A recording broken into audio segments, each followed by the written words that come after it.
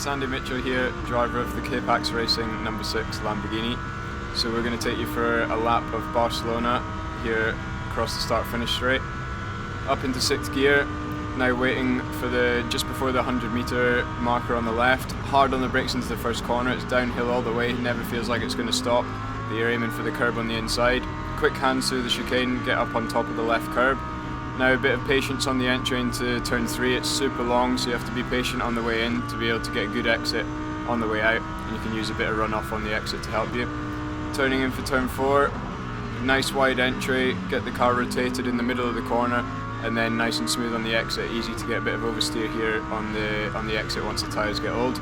Now super slow corners, so get the car stopped in the middle of the corner again, get the car rotated on the inside curb and back on the exit, pulling the gears.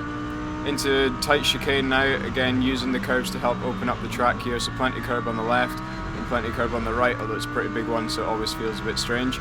Now into one of the fastest corners on the track, big commitment on the entry to get the rotation so that you can get hard back on the gas and get a good exit onto this long straight.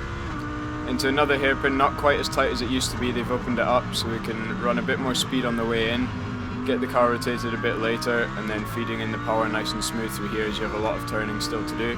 Another super long corner, bit of patience, double apex, and then into the new last sector. It's the first time we've done it in this configuration, so we've now got 2 fast right-handers. First one's just a bit of a lift, plenty inside curb, and then a bit of a brake, get the car rotated early, hard on the gas as early as possible to get a good run all the way down the straight and across the line.